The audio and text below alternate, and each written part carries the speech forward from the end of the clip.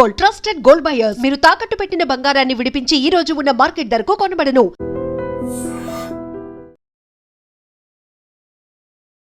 Visakha Gurudwar junction లో HP petrol bunk, Santhipuram junction లో ఒక్కసారిగా ఆర్టీసీ బస్సు ప్రయాణిస్తున్నటువంటి ప్రయాణికులతో దాదాపు 130 మంది ప్రయాణికులతో ప్రయాణిస్తున్నటువంటి బస్సులో ఒక్కసారిగా మంటలు చెలరేగాయి. పూర్తిగా మీరు చూస్తున్నారు కాలిపోయినటువంటి పరిస్థితి. 4 ఫైర్ ఇంజన్లు వచ్చి అదుపు చేస్తే గానీ మంటలు పూర్తిగా అదుపులోనికి రాలేనటువంటి పరిస్థితి. చాలా పెద్ద ప్రమాదమే తప్పిందని చెప్పాలి. ఒకవైపు ఇక్కడ మీకు హెచ్పీ పెట్రోల్ బంక్ ఉంది, మరొక వైపు పైన హై టెన్షన్ వైర్లు కూడా ఉన్నాయి. అయితే ఇక్కడ శాంతిపురం జంక్షన్ లో విధులు నిర్వహిస్తున్నటువంటి ట్రాఫిక్ కానిస్టేబుల్ అలర్ట్ అవి ఇమీడియట్ గా ఫైర్ డిపార్ట్మెంట్ కి కాల్ చేయడం వల్ల వాళ్ళు ఫైర్ ఇంజన్స్ తో పాటు ఫోర్స్ అంతా కూడా వచ్చి మంటలు అదుపు చేయడం జరిగింది. ఏం జరిగిందండి? ఎన్ని గంటల ప్రాంతంలో జరిగింది? ఇది 8:30 మధ్యలో మేడం, 8:30 మధ్యలో బస్సు ఆగింది అనమాట. బస్సు ఆగినప్పుడు పబ్లిక్ అంతా పాసెంజర్ ఉంటారు కదా, దిగిపోయి వెళ్ళిపోతున్నారు. ఏంటి దిగిపోయి వెళ్ళిపోతారని చూస్తుంటే ఇంకా బస్సు నుంచి పొగల్లాగా వస్తున్నాయి. సిగ్నల్ పడినప్పుడే ఈ సిగ్నల్ ఇంకా కదలలేదు అనేది నేను ముందుకెళ్ళి చూశాను. ఫ్రంట్కి వెళ్ళి చూడగానే ప్రజలందరూ దిగుతున్నారు. చూస్తే బస్సులో ఫ్రంట్ ఇంజిన్ దగ్గర మంటలు వస్తున్నాయి. డ్రైవర్ లేరు, ఎవరు లేరు, అందరు కిందకి దిగిపోయారు. సరే కదని చాలా ప్రమాదం అవుతుందని చెప్పి ఇంకా ఫైర్ మంటలు ఎక్కువ అవుతున్నాయి. ఎక్కువ అంటే ఇమీడియట్గా కంట్రోల్ రూమ్ వారికి, పోలీస్ కంట్రోల్ రూమ్ వారికి తెలియపరిచాను మేడం. తెలియపరిచి మన law and order police 4th law and order వాళ్ళకి తెలియపరిచాను మేడం.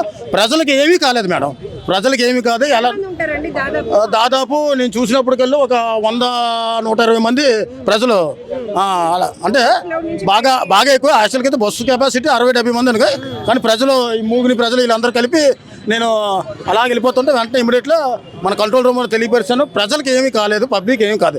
వేరంగా స్పందించడం వల్ల, చెప్పడం వల్ల మన ఫైర్ ఇంజిన్ వాళ్ళు వచ్చారు. వచ్చి మొత్తం 2-3 లారీలు వచ్చి బాగా ఫైర్ చేశారు. అందరూ వచ్చారు, మన ప్రెస్ వాళ్ళందరూ వచ్చి బాగా స్పందించి ఒక్కసారిగా ఆర్టీసీ బస్సు అగ్నికేళ్లలో చిక్కుకోవడంతో తీవ్ర భయాందోళనకు గురైనటువంటి పరిస్థితి. ఎందుకంటే టైర్లు పేలిన శబ్దంతో ఒక్కసారిగా అందరూ పరుగులు పెట్టారు. అండ్ హై టెన్షన్ వైర్లు పైనుంచి ఉన్నాయి. ఇటు చూస్తే పెట్రోల్ బంక్ ఉంది. ఇమీడియట్ గా కానీ రెస్పాండ్ అవ్వకపోయి కొన్ని కాస్త లేట్ అయితే అదే కొద్దిగా లేట్ అయితే మాత్రం చాలా ప్రమాదం. ఒక బ్లాస్టింగ్ కూడా అయిందన్నమాట టైరు. వెంటనే ఇమీడియట్లీ ఫైర్తో ఆపించాం. ఇది వేరంగా తెలియపరచడం వల్ల కొంచెం పబ్లిక్కి, ప్రజలకి చాలా అందుబాటులో, చాలా ఎవరికి ఏమీ కాలేదు, గాయాలు కూడా అవ్వలేదు, అంతా సేఫ్గా ఉన్నారు పబ్లిక్ అంతాను. కాకపోతే ఆర్టీసీ బస్సు కాలిపోయిందమ్మా. అది విశాఖ గురుద్వార్ దగ్గర ఉన్నటువంటి పెట్రోల్ బంక్ ఆపోజిట్ లో ఆర్టీసీ బస్సు దగ్ధమవుతున్న దృశ్యాలు మీరు చూస్తున్నారు. అసలు ఏం జరిగింది? ఒక్కసారిగా బస్సు ప్రమాదానికి గురి కావటం, కండక్టర్ గారు ఏమైంది అసలు? మేము కుర్మన్పాలెం నుంచి 7:10కి బయలుదేరామండి. విజయనగరం వెళ్తున్నాం. చాలా విపరీతంగా అయిపోయింది. జనాలు కూడా విపరీతం, అంత ఇంత కాదు, వద్దు అంటున్నా ఎక్కేస్తున్నారు. తర్వాత మరి అది ఇక్కడికి వచ్చేటప్పుడు బండి ఆగింది. వెనకాల ఆటో వాళ్ళు వచ్చి బాబు లోపల నుంచి మంటలు వచ్చేస్తున్నాయి చూసుకుంటే కింద దిగి చూసాము. చూసేది అప్పటికే మంటలు వచ్చేస్తున్నాయి. జనాలు అందరినీ కింద దించేసి మేము కింద దిగిపోయాము. అసలు అగ్నిమాపక సిబ్బంది ఎంత ప్రయత్నిస్తున్నా కూడా మంటలు అదుపు రాలేనటువంటి పరిస్థితి ఉంది. మరొక వైపు ఇప్పుడు ఈ బ్లూ కలర్ డబ్బాలో నీళ్ళు మావి కాదు ఆలివి.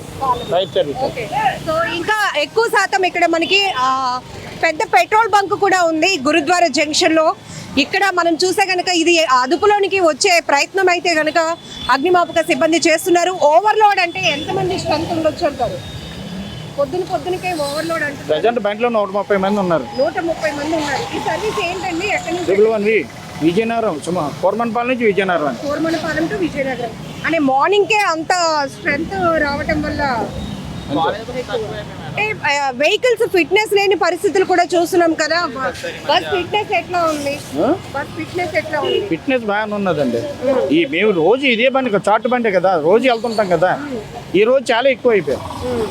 ఆటోలో స్ట్రైక్ అంటున్నారు, దాని మీద ఎక్కువ వచ్చారు. సో ఇక్కడ మీరు సిగ్నల్ లో ఆపేటప్పటికి మంటలు వచ్చాయి. ఆటో వాళ్ళు చెప్పారు మాకు, బాబు ఏదో మంటలు వస్తున్నాయి. సైడ్ నుంచి ఫ్రంట్ డైర్ నుంచి వచ్చాయి. ఆటో వాళ్ళు మాకు చెప్తే మేము చూసి అప్పుడు వాళ్ళందరినీ కింద దించేసాం. అప్పుడు ఫైర్ పెద్ద అయిపోయింది. మీరు అదే బస్సులో వస్తున్నారా? వాళ్ళందరూ వెళ్ళిపోయారు. మా బస్సులు దిగినారు.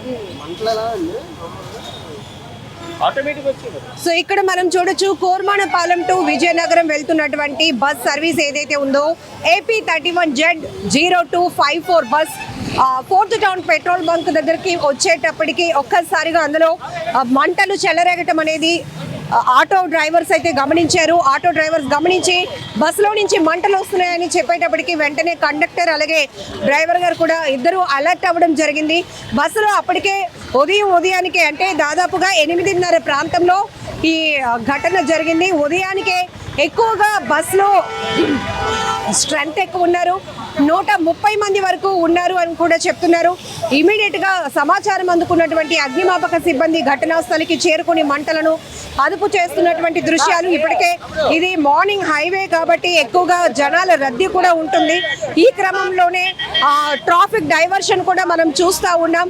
అలాగనే ప్రజలు ఇటువైపుగా ప్రయాణించే వాళ్ళు కూడా అయ్యో ఒక్కసారిగా పొద్దునకే ఆర్టీసీ బస్సు ఇలా ఫైర్ అయిపోతుంది అనే ఘటన చూడటానికి చాలా మంది వెహికల్స్ రోడ్డు మీదే ఆపి మరి ఈ దృశ్యాలు చూస్తున్న పరిస్థితి ఉంది. అయితే కండక్టర్ గారు ఒక ఆవేదనగా చెప్తా ఉన్నారు ఏంటంటే పొద్దునకి అంటే ఫిట్నెస్లు చెక్ చేసుకుని మేము సర్వీస్ స్టార్ట్ చేస్తాం మేడం, కాకపోతే ఏంటంటే ఎక్కువ మంది ప్రజలు ఉండడం జరుగుతుంది, 130 మంది వరకు బస్సులో స్ట్రెంత్ ఉన్నారు, ఓవర్లోడ్ వల్ల ఈ ప్రమాదం జరిగి ఉంటుంది అని చెప్తున్నారు. సో పూర్తిగా మంటలు అదుపులోనికి వచ్చిన తర్వాత అసలు ఏం జరిగింది అనే దానిపైన కూడా ఒక క్లారిటీ వచ్చే అవకాశం ఉంది. సో ఆర్టీసీ బస్సులు ఇలా ప్రమాదాలకు గురి కావటం అనేది ఒక రకంగా ఆందోళనకు గురి అయ్యే పరిస్థితి అని కూడా చెప్పచ్చు. ఇక్కడ మీరు చూస్తున్నారు ఫైర్ సిబ్బంది అయితే కనుక ఫోమ్తో అలాగే లిక్విడ్తో కూడా ఈ మంటలను అదుపు చేసే ప్రయత్నం చేస్తున్నారు. జనరల్గా ఇక్కడ పెద్ద petrol bunk HP petrol bunk ఉండటం వల్ల మంటలు కనుక వ్యాపిస్తే కనుక చాలా తీవ్రమైన ప్రమాదంగా మారే అవకాశం ఉంటుంది. మరొక వైపు హై టెన్షన్ వైర్లు కూడా పైనుంచి కనపడతా ఉన్నాయి. సో ఇప్పటికీ కూడా ఒక 20 నిమిషాల నుంచి కూడా అగ్నిమాపక సిబ్బంది ఫైర్ డిపార్ట్మెంట్ సిబ్బంది అంతా కూడా శ్రమిస్తున్నా కూడా అదుపులోనికి రాలేనటువంటి పరిస్థితి ఉంది. సో బస్ కండిషన్ చూస్తే కనుక అంటే ఫిట్నెస్ వరకు బాగానే ఉంది మేడం, ఎందుకంటే రెగ్యులర్గా ఈ సర్వీసు కోర్మనపాలెం నుండి విజయనగరం వరకు వెళ్తూ ఉంటుంది అని చెప్తున్నారు. సో మరోవైపు మనం చూసాం ఇప్పుడు పరుగులు పెట్టాల్సినటువంటి పరిస్థితి, టైర్లు పేలటంతో ఒక్కసారిగా అందరూ ఒక బాంబు పేలినటువంటి శబ్దం వచ్చింది, ఒక్కసారిగా అందరూ పరుగులు పెట్టాల్సినటువంటి పరిస్థితి వచ్చింది. సో ఎక్కడ చూస్తున్నారు ఈ ప్రమాదం ఖచ్చితంగా ప్రజలు మాత్రం డైవర్ట్ చేయకపోతే ఇటుగా ఇంకా దగ్గరికి వెళ్ళే ప్రయత్నం ఎవరైనా చేస్తే కనుక ప్రమాదం మరింత పెరిగే అవకాశం ఉంది. కాబట్టి ఇప్పటికే ట్రాఫిక్ పోలీసులు కూడా అలర్ట్ అయ్యి అందరినీ కూడా ట్రాఫిక్ని డైవర్ట్ చేస్తున్నారు. సో టైర్లు పేలినటువంటి శబ్దం మీరు లైవ్లోనే విన్నారు కదా. కేవిటి ప్రసాదరావు అండి, నేను assistant district fire officer Maripalem. మాకు విశాఖపట్నం కంట్రోల్ రూమ్ నుంచి కరెక్ట్గా 8:30 గంటలకి ఇలాగా మన ఏంటంటే ఫోర్త్ టౌన్ పోలీస్ స్టేషన్ దగ్గర గురుద్వారా దగ్గర బస్సు ఫైర్ అవుతుందని మాకు ఇన్ఫర్మేషన్ వచ్చింది sir. Shantipuram junction fourth town police station దగ్గర. వెంటనే మేము మా వెహికల్ దగ్గరలో ఉన్న మరిపాలెంలో మా వెహికల్ ఉంది, వెంటనే మేము ఒక 2 వెహికల్స్ వెంటనే మేము టర్న్అవుట్ చేసాము. వచ్చేప్పటికి ప్యాసింజర్స్ అందరూ బయటికి దిగిపోయారు, ప్యాసింజర్కి ఎటువంటి ప్రమాదం లేదు. వెంటనే మేము మా కార్యక్రమంతో చేపట్టి ఈ యొక్క ఫైర్ టెండర్స్తో ఈ బస్సుని పూర్తిగా తగలబడుతున్న బస్సుని ఆ వాటర్తో పూర్తిగా కంట్రోల్ చేస్తున్నామండి. మ్యాక్సిమం బస్సు కంట్రోల్ అయిపోయింది, ఫైర్ అంతా ఇంకేం లేదు. ఫోమ్ ఉపయోగించి మొత్తం అంతా కంట్రోల్ చేసామండి. ఒక టైర్ మాత్రం పేలింది, మిగతా ఆయిల్ ట్యాంక్ కానీ ఏం పేలలేదు. Is the cause of fire is electrical shock check అని మేము ప్రాథమిక దర్యాప్తులో మాకు తేలిందండి. ఈ ఫర్దర్ ఇన్ఫర్మేషన్ మేము మొత్తం చెబుతాము. ఎలక్ట్రికల్ షాక్ చెక్ అండి, కొంచెం మ్యాక్సిమం ఇటు బల్లంటికి ఎలక్ట్రికల్ షాక్ చెక్ అవుతుంటాయి అనుకోకుండా ఇది ఎలక్ట్రికల్ షాక్ చెక్ అయింది. ఆయన వెంటనే డ్రైవర్ అందరూ అప్రమత్తం చేశారు, వెంటనే ప్యాసింజర్స్ అందరూ బయటకు వచ్చారు, దాంతో పెద్ద ప్రమాదం తప్పింది. మేము వచ్చారు ఫైర్ అవుతుందండి, అంటే ప్రజలందరూ ప్రయాణికులందరూ బయటికి దిగిపోయారు, బస్సు మాత్రం ఫైర్ అవుతుంది. మేము వచ్చిన వెంటనే మా యొక్క వాటర్ టెండర్తో ఉపయోగించి ఈ ఫైర్ని మ్యాక్సిమం 95% కంట్రోల్ అయిపోయిందండి. కాకపోతే బస్సు మాత్రం డ్యామేజ్ అయిందండి.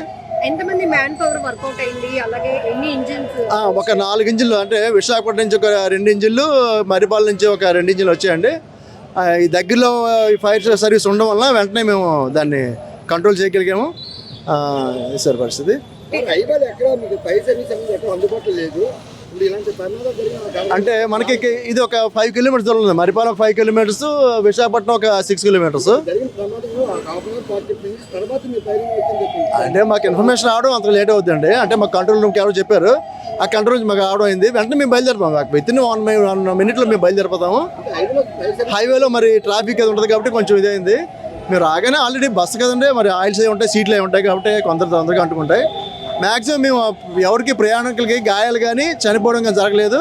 ఎంతమంది ఉన్నారండి అప్పుడు బస్సులో? అప్పటికి బస్సులో ఒక 50 మంది ప్రయాణికులు ఉన్నారని చెప్పి చెప్తున్నారు డ్రైవర్ వాళ్ళు కదా. 30 మంది వరకు ఉన్నారని అంటే వాళ్ళు చెప్పింది అలా చెప్పారు. 130 మంది ఆ కెపాసిటీ అంత లేదు. ఓకే అంతండి. ఎంతమంది 120 మంది ఉన్నారు. కానీ చిన్నది ఫైర్ అవగానే నేను అందరినీ దించి పక్క పంపించానండి. పక్కన బంక్ కూడా ఉంది. బంక్ కూడా లేదండి. ఆటోలు నేను సిగ్నల్ ఆగేటప్పుడు నా పక్కన ఆగుతాయి కదా, నేను చూసాను. లేదు సార్, నేను చూసి అంత ఆల్ చూసి చెప్పి అంత ఫైర్ అయితే మాత్రం నేను ముందు ఉండను సార్, ఎందుకంటే నాకెందుకు ఫైర్ అయింది. ఫైర్ అనేది అలాగా ఫైర్ అవ్వదండి, కానీ ఎలక్ట్రికల్ కంప్లైంట్ వస్తుంది. చిన్న సర్క్యూట్ అయ్యాక మేము వాటర్ వేసి ఆర్పేసినా ఆగిపోతుందండి. మరి ఇంత ఫైర్ అవ్వదండి.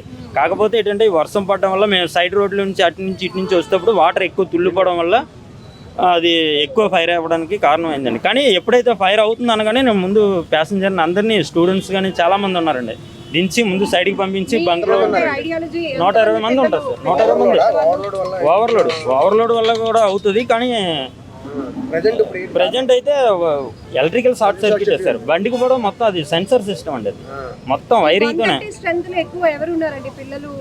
స్టూడెంట్స్ ఎక్కువ అండి. స్టూడెంట్స్ కంపల్సరీ ఈ బస్సు, ఎందుకంటే అవంతి కాలేజీ, రఘు కాలేజీ, ఇది కూరమణపాలెం నుంచి విజయనగరం అండి. ఎక్కువ స్టూడెంట్స్ ఎక్కువ ఉన్నారండి బస్సు. మంటలు అంటే అప్పుడు టైం 8:20 అలా అవుతుంది మేడం. ఆ టైంకి బండి ఇక్కడ ఒక 2 నిమిషాల ముందు చిన్న స్మెల్ వచ్చింది. సిగ్నల్లో ఆపాను మేడం. సిగ్నల్లో ఇంకా నాకు గ్రీన్ ఉంది కానీ దగ్గరలో ఇంకా ఆపేసాను. ఆపేసి స్మెల్ వస్తే కండక్టర్ గారిని దిగి చూడమన్నాను.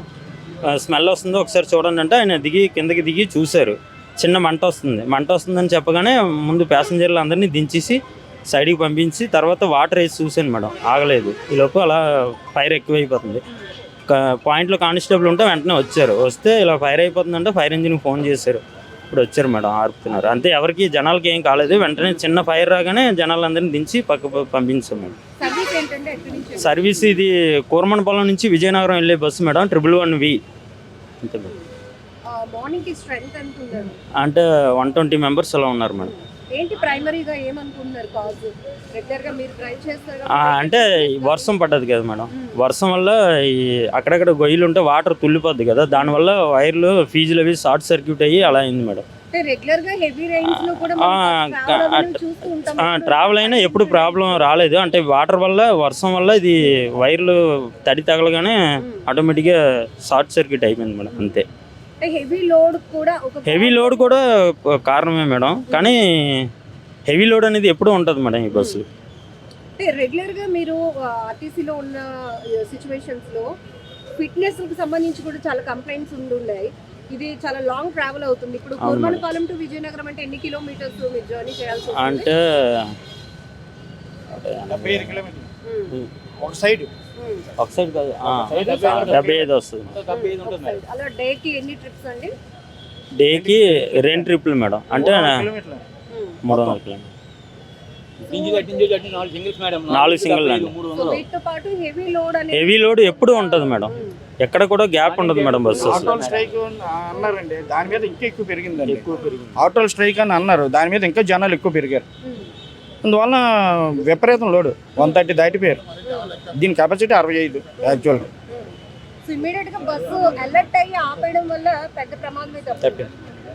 తప్పింది. నిజంగా ప్రస్తుతం ఉన్నటువంటి సమాజం దేనికి ప్రయారిటీ ఇస్తుంది? ఆర్థిక సంబంధాల చుట్టూ మాత్రమే తిరుగుతోంది. మళ్ళీ ఎన్నికలంగానే చాలా విరక్తి కలుగుతాం. మంచి అనిపిస్తుంది కదా, లేడీస్ కూడా ఛాలెంజింగ్ జాబ్స్ చేసినప్పుడు చాలా బాగుంటది. ట్రాఫిక్ అసిస్టెంట్స్ గా నియమించిన ట్రాన్స్జెండర్స్ అందరితో సాల్యూట్ చేయించుకుంటున్నారు. ఫుడ్ డెలివరీ ఇవ్వటానికి వెళ్ళినటువంటి డెలివరీ బాయ్ అనిల్ పై కళ్ళ ముందు